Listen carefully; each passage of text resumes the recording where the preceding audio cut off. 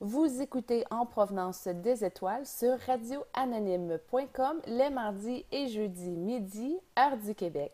Et c'est un honneur pour moi de vous présenter la radieuse Suzanne Debra Jennings. Bonjour Suzanne, comment ça va? Bonjour Julie, ça va très bien, merci. Suzanne, ton travail de lumière a commencé comment? Mon travail de lumière a commencé en fait par moi-même. Je pense que comme bien des gens, à la recherche de solutions, à la recherche de façons de me sortir des épreuves ou des difficultés de la vie. Je pense qu'on commence à peu près tous là. Et en cours de route, ben, j'ai découvert une passion. Il y a quelque chose qui a réallumé. Je pense que ça fait de la résonance envers nous. Comme quelqu'un m'a parlé la première fois du subconscient, m'a suggéré un livre. Je suis allée chercher le livre et en lisant ça, ça l'a comme tout allumé en dedans parce que bon, mon âme enseigne depuis de nombreuses vies. Ça prend quand même quelque chose qui vient nous ramener sur la traque. Donc, c'est en cherchant des solutions, en trouvant des façons d'améliorer ma vie qui a fait qu'à un moment donné, j'ai eu envie de me retourner de côté et j'ai découvert en cours de route aussi que j'avais la facilité d'expliquer, d'enseigner, de vulgariser surtout des enseignements qui sont parfois très profonds et qui semblent compliqués et d'amener ça de façon concrète pour les gens. Donc, ça s'est fait en cours de route. C'est venu vers moi. Souvent, les gens qui cherchent leur mission de vie, je cherche, ben, cherchez pas, soyez qui vous êtes et moi, c'est venu vers moi. Ça a cogné à ma porte et aujourd'hui, ben, je continue. Et c'est toujours quand je fais de la recherche, quand j'étudie quelque chose ou je cherche des moyens pour aider les gens, ça commence toujours par moi. Je cherche une façon de régler telle ou telle chose. Je trouve un truc et puis là, j'ai envie de me revirer de côté puis de l'écrire sur Facebook ou de le dire aux gens. Et c'est un partage tout simplement de nombreuses vies d'enseignement. Maintenant, je le sais. Et depuis maintenant plusieurs années aussi dans cette vie. Ton travail de lumière est à la base de fournir des outils pour l'éveil, pour que les gens puissent améliorer leur qualité de vie et tout part de soi. C'est entre autres le noyau principal de ton enseignement. Ouais, c'est mon cheval de bataille. En fait, la loi d'attraction, tout part de soi. On a beau, puis j'adore aussi faire des traitements énergétiques, faire plein de choses, mais reste que la responsabilité première, que ce qui va entacher, exemple, mes champs d'énergie ou bousculer tout ça, ben c'est quand même ce que je pense et ce que je ressens. Donc, la responsabilité, tout part de moi, non pas pour se sentir coupable et fautif, mais pour regarder, pour travailler à la bonne place, c'est-à-dire à l'intérieur de soi. Quoi qu'on puisse vivre à l'extérieur, la cause est à l'intérieur de nous. Donc, on a beau travailler sur les effets, on va travailler sans cesse sur les effets si on va pas voir la cause. Et la cause, c'est l'état vibratoire que l'on porte en soi. Et ça, c'est quelque chose qui est tout à fait inconscient. Il n'y a pas juste, on parle souvent de nos pensées, fais attention à quoi tu penses. C'est vrai, mais ça, c'est juste la surface du iceberg, comme j'aime bien parler dans le coffret, là, Découvrez le génie en vous. Dans le iceberg, la partie du dessous est beaucoup plus lourde et beaucoup plus intense. Donc, il y a beaucoup de choses que l'on dégage de mémoire vibratoire qu'on n'est même pas conscient.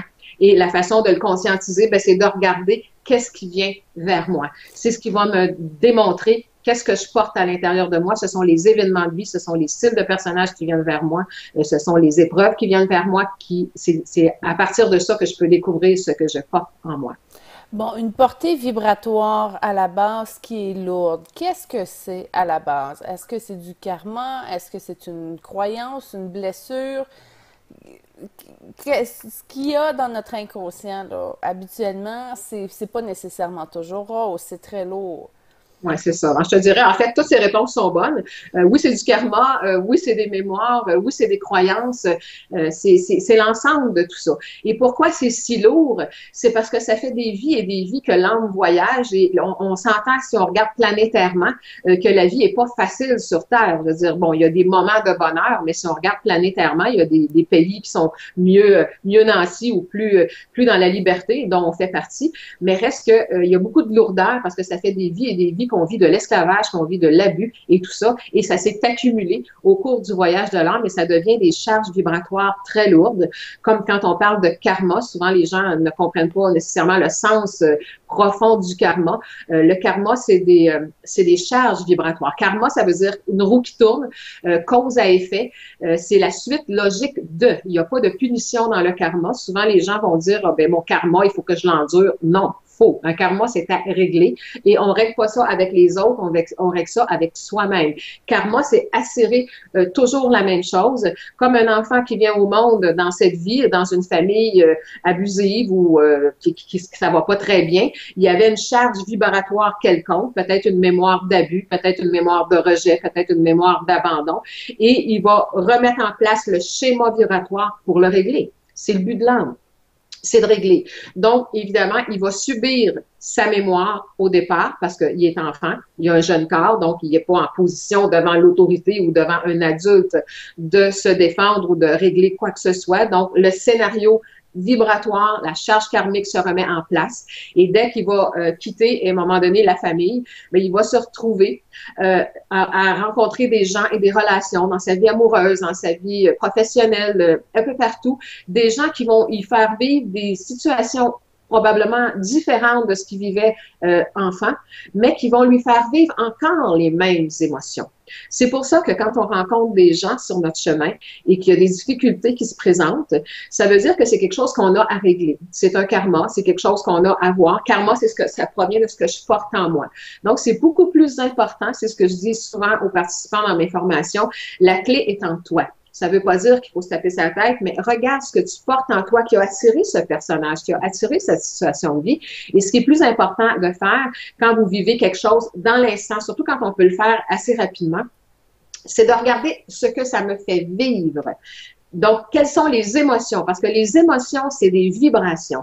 C'est ce qui crée mon champ magnétique. Donc, qu'est-ce que ça me fait vivre? Est-ce que je me sens face à une personne limitée, coincée, je sais pas, trahie, contrôlée, dominée, manipulée? Qu'est-ce que ça me fait ressentir? C'est beaucoup plus important de regarder ce que ça me fait ressentir parce que ça va me faire trouver mon nœud vibratoire. Qu'est-ce que je porte en moi? Mon petit iceberg qui se promène dans la mer, qui fait que je me promène avec un signal émetteur que moi, je suis une personne limitée, coincée, trahie. Donc, je vais attirer tout ce qui vibre au même équivalent que ça. C'est ce qui va me permettre de découvrir ce que je porte en moi. C'est beaucoup plus important de savoir, Julie, ce qu'on porte en soi que de savoir ce que l'autre m'a fait. Bien sûr que ça excuse en rien les comportements inadéquats, je le dis depuis des années. Il n'y a rien qui excuse la violence, il n'y a rien qui excuse les comportements de trahison ou autres. Sauf que de regarder ce que l'autre me fait ne me libérera jamais. Ça, c'est clair. Ce qu'il faut regarder, c'est qu'est-ce que je porte en moi. Et vous allez le trouver en regardant justement ce que ça me fait vivre. Un coup que j'ai fait l'exercice une fois, avec une situation X qu'on vit dans notre vie, on peut mettre le dossier de côté, comme j'appelle, c'est-à-dire la situation présente, parce que c'est juste un reflet de ce que j'ai en dedans. Et là, je peux m'arrêter à penser et juste à réfléchir et ça va monter tout de suite parce qu'on est on reçoit instantanément les messages. Exemple, une personne qui se sent limitée, coincée, trahie, bon, avec d'autres émotions, je sais pas, contrôlée, manipulée. Qu'est-ce que je vis actuellement dans ma vie ou que j'ai déjà vécu qui me fait penser à ça, ou j'ai ressenti ça? Et là, ça va pop-upper là, partout. Vous allez voir, les choses vont remonter dans notre vie. Ah, c'est vrai, je vis ça avec ma mère. Ah, je vis ça avec ma soeur. Ah, j'ai déjà vécu ça avec mon ex. Ah, j'ai vu que... Ah, mon Dieu, c'est ça que les gens font. Je vis toujours la même chose. Alors voilà, on vient d'identifier un pattern à répétition qu'on appelle, c'est-à-dire c'est toujours le même modèle qui se représente. Moi, j'appelle ça dans le coffret, Découvrir le génie en vous, j'explique aux gens que c'est comme un patron. Donc, est-ce que j'ai un patron de blouse ou un patron de pantalon? C'est une mémoire d'abandon, une mémoire de rejet, une mémoire de trahison. Est-ce que c'est une blouse, un pantalon ou autre? Et évidemment, si j'ai un patron de blouse, j'aurai jamais un pantalon qui va sortir de ça. Ça va être toujours la même chose. Donc, si je porte un patron d'abandon ou un patron de rejet ou de trahison ou autre, le patron va se refaire toujours dans des tissus différents. Donc, c'est pour ça qu'on ne les reconnaît pas. On n'est quand même pas fou, là. On n'irait pas toujours dans la direction des gens qui vont nous faire souffrir. Sauf que, bon, peut-être qu'on va quitter une relation ou qu'on va mettre un terme à quelque chose. Et si on ne règle pas le patron qu'on ne veut pas porter, bien évidemment que la prochaine personne qui sera un tissu différent, qui va se présenter, va nous faire vivre à nouveau les mêmes émotions. Évidemment, ça ne se met pas en place immédiatement. Sinon, on s'en rendrait compte. Donc, c'est le jeu karmique.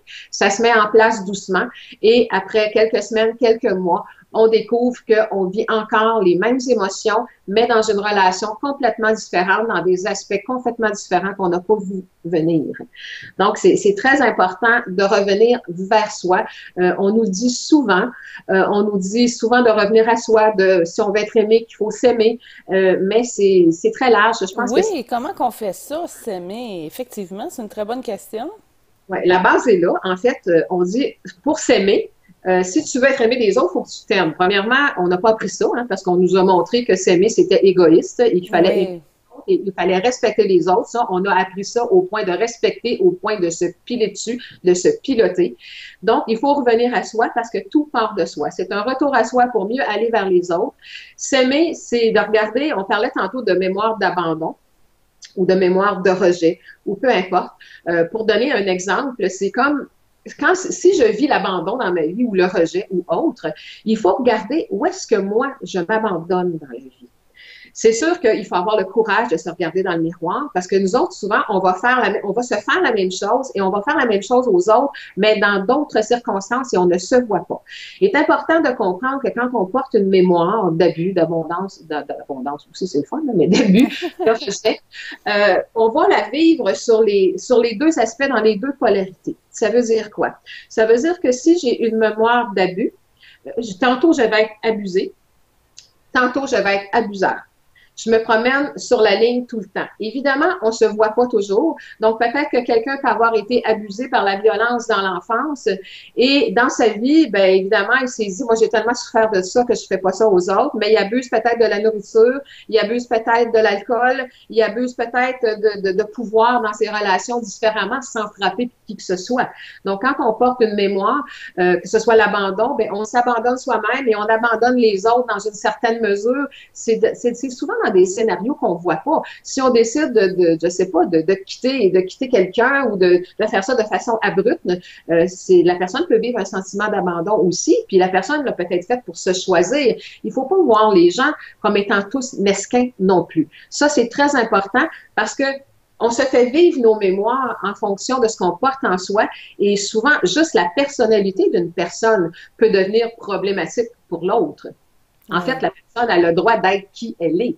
Mais dans sa façon d'être et d'agir, ça vient nous peser un peu sur la mémoire qui fait que tout s'active. Mais il ne faut pas voir les gens comme tous mesquins ou voulant nécessairement nous faire du mal. Ils sont ce qu'ils sont et ce qu'ils sont enclenche nos mémoires émotionnelles. Donc, revenir à soi, c'est de regarder où est-ce que je m'abandonne, comment on peut s'abandonner, comment on peut se rejeter. Ben, peut-être que quand je suis dans une relation, par exemple, et qu'à l'intérieur de moi, quelqu'un me demande de faire quelque chose ou d'aller dans une direction, et à l'intérieur de moi, ça me dit non, j'ai pas envie de ça, mais pour X raisons, pour X croyances, parce que je pense que j'ai pas le droit de dire non dans la vie, ben je vais dire oui à cette personne-là. Donc, je viens totalement de me rejeter, de m'abandonner et de me trahir moi-même. Donc, quand je dis j'ai vécu avec quelqu'un de la trahison, j'ai vécu de l'abandon, j'ai vécu du rejet, où est-ce que moi, le premier, je me suis trahie, je me suis abandonnée et on trouve assez facilement quand on désire regarder. C'est sûr que si ça nous plaît principalement de dire que ma souffrance vient de l'autre, ben c'est sûr qu'on ne trouvera pas de réponse. Mais à toutes les expériences que j'ai faites moi-même dans ma vie personnelle, que ce soit trahison ou autre, j'ai vu que j'ai avancé dans une direction quand à quelque part à l'intérieur de moi, ça me disait non. Donc, je me suis trahie la première. Donc, j'ai permis à la trahison de venir vers moi. Mm-hmm. Donc, il faut pas, évidemment, je dis souvent, se taper sur la tête et s'en vouloir pour ça. Il faut comprendre ce qu'on a fait. Il faut comprendre où est-ce qu'on l'a fait. Il faut corriger le tir et de dire, à l'avenir, je vais écouter à l'intérieur de moi. Donc, s'aimer, c'est être loyal à soi-même, envers son âme. Il faut être vraiment en conscience de notre droit, de notre libre choix, de choisir ce qui est bon pour nous, indépendamment de ce que les autres en pensent. Surtout maintenant, dans l'énergie accélérée dans laquelle on est, c'est merveilleux ou c'est dangereux selon l'usage qu'on fait de la loi d'attraction. Tout va plus vite. Personne n'a besoin de moi pour leur dire ça. Regardez comment les choses viennent rapidement. Donc, si on est bien aligné intérieurement, c'est merveilleux. Les portes s'ouvrent, il y a des synchronismes extraordinaires qui se font. C'est le moment d'en profiter pour faire des beaux revirements dans nos vies. Mais les gens qui continuent dans la colère, dans le ressentiment, dans des émotions de basse fréquence, c'est le fond du baril assuré. Par contre, on n'est pas limité. On a un libre arbitre. Il faut choisir de reprendre son pouvoir sur sa vie. Ça, c'est mon combat. C'est mon cheval de bataille. C'est ma passion d'aider les gens à reprendre leur pouvoir sur leur vie en travaillant la profondeur. Je pense que ce que je t'explique, c'est la profondeur de la loi d'attraction.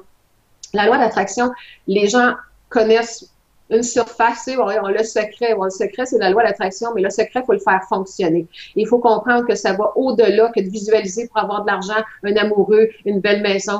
La loi d'attraction est fonctionnelle à chaque instant de nos vies. Donc, quand au quotidien, je chiale après la température, je suis en colère après telle chose, j'en veux après telle personne, oublions ça, les rêves, c'est impossible. Je suis une vibration globale, je ne suis pas en département et en compartiment à faire santé ou autre. Donc, je vibre haut ou je vibre bas et j'attire ce qui vient avec ça. Tu en parles dans ton coffret. Tu as fait un outil disponible pour tous et chacun qui veulent se le procurer. Ce sont 4 DVD d'explication de la loi de l'attraction avec des exercices justement pour aider les gens à augmenter leur vibration. Oui, ben je l'ai ici. Je te montre l'image, Oui. si tu la vois. Oh wow, découvrez le génie en vous. Alors, à Ouh. l'intérieur de ça, en fait, il y a 2 DVD et 4 CD. Ah, C'est un enseignement profond de la loi d'attraction, 3 heures. Donc, on regarde le DVD parce qu'il y a 87 diapos, beaucoup d'images. Je parle beaucoup en images parce que ça touche l'esprit. Et les CD, les audios sont là pour accompagner. Il y en a 3 en fait que c'est la trame sonore de la conférence pour écouter à répétition parce que c'est la répétition en n'importe quoi qui fait le maître. Il y a personne qui va dire qu'on va se faire des muscles aller 2 fois au gym. Donc, c'est vraiment la répétition. Et il y a le CD, ils ont des couleurs, le bleu, rose, jaune. Il y en a un que c'est l'intégration, donc un outil en mode alpha pour aider justement la partie inconsciente à intégrer les lois. C'est un outil, moi j'appelle ça un coach à la maison parce que même si les gens viennent en consultation, les gens avec qui je travaille, quand ils sortent du bureau, ils ont eu plein de trucs, ils ont eu plein d'outils, mais le vrai jeu commence dans leur propre vie. Donc, quand je me dis, quand tu as ton coach qui suit à la maison, ben, tu réécoutes ça tout le temps, ça te permet de maintenir ta fréquence. Tu sais, s'élever en fréquence, c'est facile quand on est seul dans sa maison, on met de la petite musique, tout est tranquille, mais c'est dans le jeu de la vie, justement, dans le quotidien, au travail, dans le trafic, partout dans la vie, quand on est en interaction avec les gens, qu'on peut valider son évolution. Moi, c'est ce que je dis aux gens.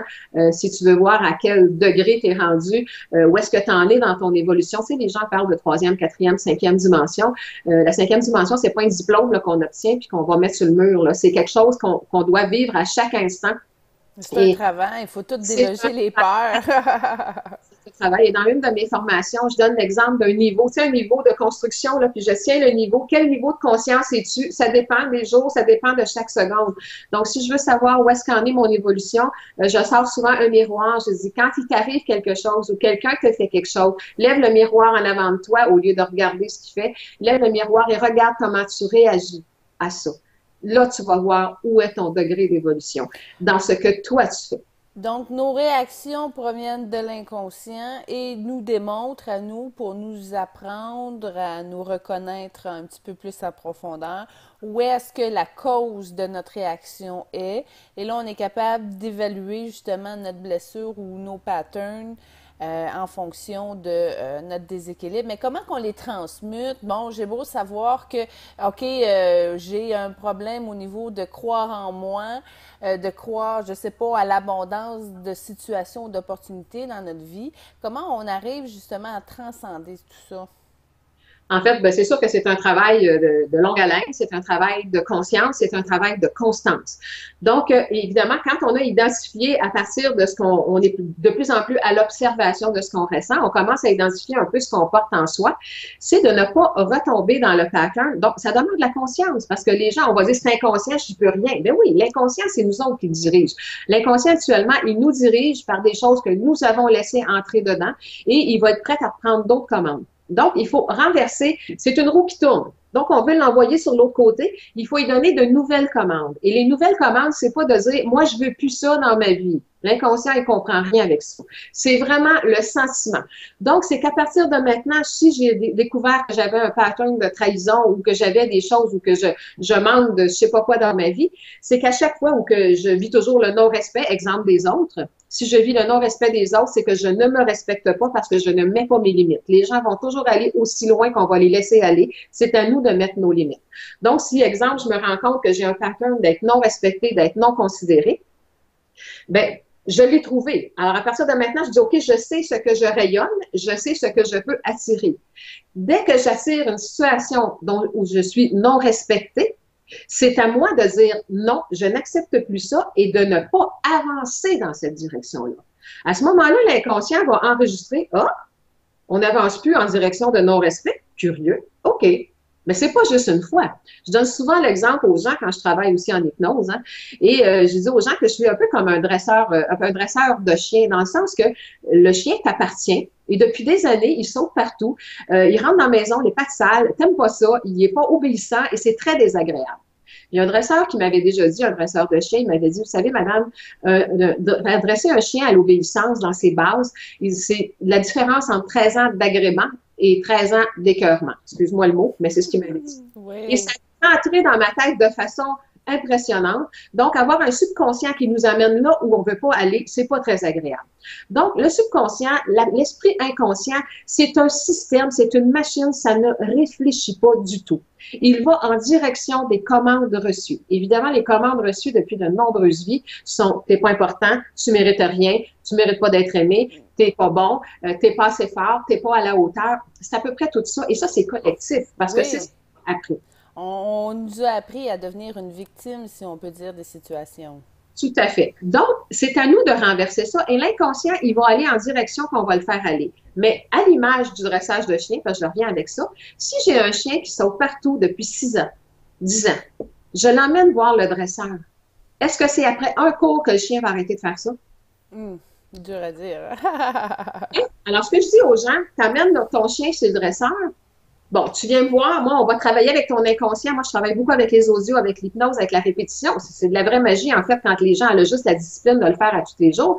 Le dresseur, il va montrer à ton chien, voici un mouvement. Mais vous allez remarquer que dès que le chien, le maître du chien, exemple, c'est ton chien, tu passes la laisse au dresseur, déjà le chien, ouf, il sent déjà que c'est pas la même énergie qu'il tient. Non, c'est ça. Il va montrer à la personne, voici comment tu fais marcher ton chien, exemple, au pied. Là, le dresseur, il va dire quoi? Maintenant, vas-y, pratique toute la semaine, parce que la semaine prochaine, on va y montrer autre chose. Mais si on n'a pas pratiqué de la semaine, est-ce que le chien a compris quelque chose? Non. Il n'est pas prêt à aller plus haut. L'inconscient, je reviens à ma mémoire parce que je ne veux pas rester dans ça tout le temps. Donc, si je sais que je porte une mémoire de non-respect, exemple, bien, à chaque fois que quelqu'un me manque de respect, j'ai toujours plié, c'est le dressage que mon inconscient a. Mais si à partir de maintenant, je fais cesser l'abus, et faire cesser l'abus, ça ne veut pas dire que je sors mes gants de boxe pour frapper sur l'autre, parce que là, je crée une autre dynamique. Oui. Ça veut dire que non, je ne vais pas plus loin là-dedans. On peut dire à l'autre, je respecte ton point de vue, mais moi, c'est non. Et que je décide de me respecter. Quand on dit non à quelqu'un, puis qu'on se tient, moi, je dis aux gens, tu sais, dis non et tiens-toi. Qu'est-ce que l'autre peut faire? Oui, mais se tenir, Suzanne, il faut fronter toutes ses croyances puis ses programmations. Oui. C'est pas évident de se tenir, là. Non, il n'y a rien d'évident là-dedans. C'est facile à comprendre, mais c'est pas facile à mettre en application. Mais reste qu'il n'y a pas d'autres moyens. Quand les mémoires remontent, qu'elles viennent de la semaine passée, qu'elles viennent de l'enfance ou qu'elles viennent de 1432, j'ai une mémoire qui remonte et c'est toujours la même. Donc, ça ne donne rien de pataugé dans le passé, encore moins maintenant, surtout que le nouveau monde est arrivé depuis 2012. D'ailleurs, les êtres de lumière nous le disent, arrêtez de jouer là-dedans. Qui pense problème, crée problème. Qui pense obstacle, crée obstacle. Pensez solution. Et les solutions à tous les problèmes viendront. La loi d'attraction est en accéléré actuellement. Donc, le nettoyage, le ménage, toutes les choses qu'on faisait et que même moi, je faisais autrefois en thérapie, c'est même rendu à la limite, dans certaines mesures, dangereux de jouer là-dedans. Ce qu'il faut, je pense qu'il y a 1001 messages sur Internet qui nous parlent de l'instant présent, du moment présent. Quand il montre quelque chose à l'intérieur de moi, maintenant, je dois gérer maintenant. Je me sens pas bien, j'ai de la difficulté avec ça, je regarde d'où ça vient, je tente de renverser la mémoire en allant justement dans la direction que je veux aller et non pas revivre encore. Je comprends que c'est facile à dire peut-être dans une entrevue d'à peine 30 minutes, on ne réglera pas le dossier planétaire aujourd'hui, mais il y a des solutions et la solution est toujours à l'intérieur de nous. Évidemment, il faut connaître le chemin. Mais le premier chemin, c'est l'observation et la conscience de ce que l'on vit, de ce que l'on ressent. Les clés sont là. Fait que quand on veut renverser ça, oui, vas-y. Non, Suzanne, c'est parce qu'on approche déjà à la fin. J'aime beaucoup que tu arrives avec le volet observation.